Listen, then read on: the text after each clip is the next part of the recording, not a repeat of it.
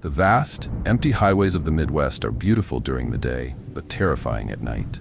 The endless stretches of road, surrounded by dense forests or barren fields, create a perfect setting for the unknown. People whisper about the strange things that happen out there after dark, but most dismiss them as urban legends. In the summer of 2015, a group of college friends experienced the unthinkable while traveling down Highway 66, a desolate stretch of road known for eerie tales. Jenna, Marcus, Dylan, and Claire, all eager for a weekend getaway, embarked on what was supposed to be a fun-filled road trip to a lakeside cabin. But their journey took a sinister turn when they encountered something beyond explanation. The four friends piled into Dylan's old van just as the sun began to set. Jenna sat in the passenger seat, scrolling through playlists, while Marcus and Claire lounged in the back, sharing a bag of chips. "This place better be worth it," Claire said, brushing crumbs off her lap. "We've been driving for hours." "Relax," Dylan replied, adjusting his rearview mirror. "Once we get there, it'll be all bonfires and beers. Besides, this is part of the adventure." The GPS directed them off the main highway and onto a smaller, winding road. The trees on either side grew denser, their twisted branches casting ominous shadows under the dim glow of the van's headlights. "This doesn't look like the right way," Jenna said, frowning at the screen. "Are you sure the GPS isn't messing up?" "It's fine," Dylan said. "Trust me." The others exchanged uneasy glances but said nothing. As the road grew narrower, an oppressive silence filled the van, broken only by the hum of the engine and the occasional rustle of leaves in the wind. An hour passed, and the sense of unease only deepened. The GPS lost its signal, leaving them with no clear idea of where they were. Jenna leaned forward, squinting at the map on her phone. "There should be a turnoff up ahead," she said, though her voice wavered with uncertainty. "You said that 20 minutes ago," Marcus muttered. Suddenly, the headlights illuminated something in the distance, a figure standing in the middle of the road. Dylan slammed on the brakes, and the van screeched to a halt, throwing everyone forward. "What the hell?" Dylan exclaimed. The figure didn't move. It was a man, dressed in tattered clothes, his face obscured by shadows. He stood perfectly still, arms hanging limply at his sides. "Is he hurt?" Claire whispered. "I'm not getting out to check," Dylan said, gripping the steering wheel. The man took a slow step forward, his movements unnatural, almost robotic. Jenna's breath caught in her throat as she noticed something. The man's feet didn't quite touch the ground. "Drive," she whispered, her voice trembling. "Just go." Dylan didn't need to be told twice. He swerved around the figure and sped down the road, his knuckles white on the wheel. In the rearview mirror, the man stood motionless, watching them disappear into the night. Shaken, the group drove in silence for several miles. Eventually, they spotted a rest area, a small, dimly lit parking lot with a vending machine and a single bench. Dylan pulled in, needing a moment to collect himself. "What the hell was that?" Marcus asked, breaking the silence. "I don't know," Dylan admitted, "but I'm not sticking around to find out." Jenna stepped out of the van, her legs shaky. The night air was cool, but it carried an unsettling stillness. She approached the vending machine, fumbling for coins. As she waited for her drink to drop, she noticed something etched into the side of the machine. "Leave before it finds you." Her heart raced as she backed away, nearly tripping over her own feet. "Guys," she called, her voice trembling. "We need to go now." Before they could respond, the lights in the rest area flickered and went out, plunging them into darkness. A low, guttural growl echoed from the surrounding trees. Dylan started the van, and the group piled in, slamming the doors behind them. As they sped out of the rest area, something burst from the tree line and gave chase. It was a shadowy figure, its form shifting and undulating as it moved. "What is that?" Claire screamed. "I don't know, but it's gaining on us." Dylan shouted, flooring the gas pedal. The van's engine roared as they hurtled down the road, but the creature was relentless. Its glowing eyes burned in the darkness, and its twisted limbs moved unnaturally fast. Jenna grabbed the GPS, desperate for any sign of direction. The screen flickered, then displayed a single word: "Turn." "Left," she yelled. Dylan swerved onto a dirt path, the van's tires kicking up clouds of dust. The creature hesitated at the fork, giving them a brief moment of reprieve, but they knew it wouldn't last. The dirt road led them to a small, abandoned town. The buildings were crumbling, their windows shattered, and the streets were overgrown with weeds. Dylan parked the van, and the group hurried into the nearest structure, an old diner. "What do we do now?" Marcus asked, his voice shaking. "We wait," Jenna said. "Maybe it won't find us here."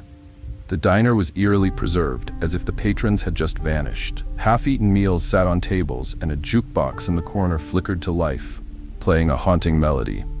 Suddenly, the growl returned, louder and closer than before. The group huddled together, their eyes fixed on the door. The creature's shadow loomed outside, its glowing eyes peering through the cracked windows. "It's here," Claire whispered. The creature burst through the door, its form filling the room with an oppressive darkness. The friends scattered, grabbing anything they could find to defend themselves. Marcus swung a chair, but it passed through the creature as if it were smoke. "We can't fight it," Jenna yelled. "We have to run." They fled out the back door, the creature in pursuit. As they ran through the town, Jenna noticed a strange symbol etched into the side of a building. Without thinking, she grabbed Dylan's arm. "There," she said. "It's some kind of ward. Maybe it can stop it." The group scrambled into the building and shut the door. The creature slammed against the walls, its growls shaking the structure. But the symbol glowed faintly, creating a barrier that held the entity at bay. By dawn, the creature was gone. The group emerged from the building, battered but alive. They returned to the van and drove until they reached the safety of the main highway. None of them spoke about what had happened, but the memory lingered, haunting their dreams. They never took a back road again, and they never forgot the rest stop that time forgot. Highways at night have an eerie charm to them. They're long, empty stretches of asphalt cutting through the void, illuminated only by the faint glow of streetlights or the occasional passing car. For travelers, they're a path to freedom, adventure, or escape. But sometimes there's something else entirely, a portal to the unknown. In the summer of 2007, a young couple, Chris and Emily, embarked on a late-night road trip from Los Angeles to Denver. It was meant to be a romantic getaway, a chance to reconnect and enjoy the open road. They planned to drive straight through the night, taking turns behind the wheel while the other rested. But somewhere in the barren stretches of Arizona, they encountered something that defied logic, something they would never forget. This is their story. The first few hours of the trip were uneventful. Chris drove while Emily dozed in the passenger seat, her head resting against the window. The hum of the engine and the steady rhythm of the tires on the pavement created a soothing backdrop. Around midnight, Emily woke up to find Chris squinting at the GPS screen. "What's wrong?" she asked, rubbing her eyes. "The GPS just rerouted us," Chris replied.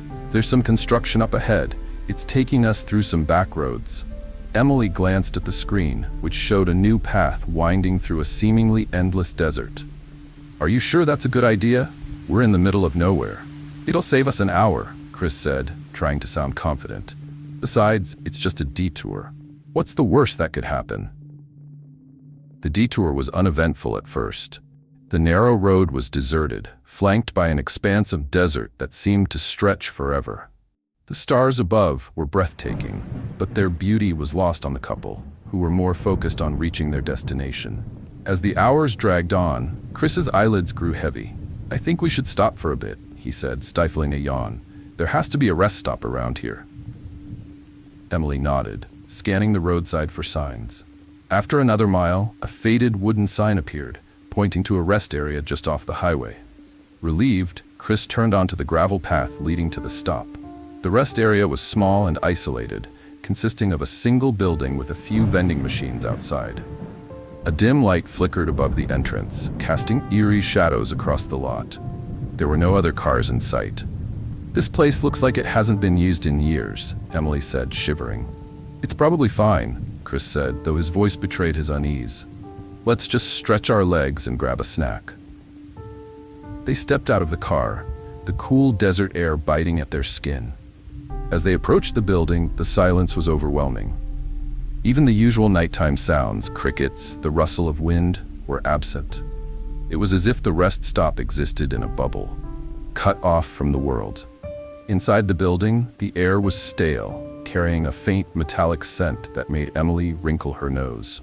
The fluorescent lights buzzed faintly, illuminating a small waiting area with plastic chairs and a counter that looked like it hadn't been staffed in years. Chris walked over to the vending machines while Emily explored the room. On the far wall, she noticed a bulletin board covered in faded flyers and missing person posters. Her stomach churned as she scanned the faces staring back at her, each one frozen in time. "Hey, Emily," Chris called. "Want anything?" Before she could respond, the sound of footsteps echoed from somewhere deeper in the building. Both of them froze, their eyes darting toward the hallway leading to the restrooms. "Hello?" Chris called, his voice trembling. A figure emerged from the shadows. It was a man, tall and gaunt, with sunken eyes and a crooked smile that didn't reach them. He was dressed in tattered clothes that looked decades out of place. "Didn't think anyone else would stop here tonight," the man said, his voice raspy. "You folks lost?" No," Chris said quickly. "Just needed a break." The man nodded slowly, his gaze lingering on Emily a moment too long. "Careful out there. Roads can be dangerous this time of night." "We'll keep that in mind," Chris said, forcing a smile. "Thanks." The man didn't respond. Instead, he turned and walked back down the hallway, disappearing into the shadows. Unnerved, Chris and Emily decided it was time to leave. They hurried back to the car, their unease growing with each passing second. As they pulled out of the lot, Emily glanced in the side mirror and saw the man standing in the doorway, watching them. She shivered and looked away. "That guy was creepy," she said. "Yeah," Chris agreed. "Let's just get back on the highway." As they drove, Emily couldn't shake the feeling that something was wrong. The road ahead seemed unfamiliar, even though they had just come from that direction. The GPS screen flickered, then went blank. "What the hell?" Chris muttered, tapping the screen. "Maybe we should turn back," Emily suggested. "Find another route." Chris hesitated, but before he could respond, the car's headlights caught something in the distance. It was a figure standing in the middle of the road. Chris slammed on the brakes, the tires screeching as the car came to a halt. The figure was the man from the rest stop. Before Chris and Emily could react, the man started walking toward the car, his movements unnaturally fast and jerky. Chris threw the car into reverse, the tires spinning as they sped backward down the road. "How is he here?" Emily screamed. "I don't know," Chris shouted, his knuckles white as he gripped the steering wheel. The man broke into a run, his crooked smile visible in the car's rearview mirror.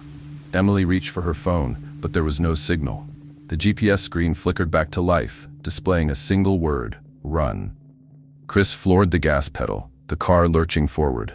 The man's figure disappeared into the darkness, but the feeling of being watched lingered. Hours passed, or at least it felt like hours. The road stretched endlessly before them, with no signs of civilization in sight. The car's clock had stopped, and the fuel gauge hadn't budged, as if time itself had frozen. Emily dozed off briefly but woke with a start when she heard a faint tapping on her window. She turned to see nothing but the vast expanse of desert. Her heart pounded as she realized the tapping hadn't stopped. It was coming from the roof of the car. "Chris," she whispered, "don't stop. Whatever you do, don't stop." Chris nodded, his face pale. They drove in silence, the tapping growing louder and more insistent. When they finally saw the faint glow of headlights in the distance, relief washed over them. The car pulling up behind them was a highway patrol vehicle. The officer stepped out, his flashlight shining into their car. There are places in the world that seem ordinary at first glance, but carry a darkness so profound that few dare to speak of it. Black Hollow Woods was one such place. Nestled on the outskirts of a small rural town in Pennsylvania, the woods had been the backdrop for countless stories of disappearances, strange sightings, and unexplainable phenomena. For years, locals whispered about the horrors hidden among the dense trees, but nothing concrete ever emerged. The woods were a ghost story, a cautionary tale, and an unspoken boundary all rolled into one. But not everyone heeded the warnings. In the fall of 1996, a group of 5 friends ventured into Black Hollow Woods on a crisp October evening. Their intention was to camp out, have a few beers, and enjoy a weekend away from the monotony of small-town life. What they encountered that night would forever mark them and the town in ways no one could have imagined. This is their story.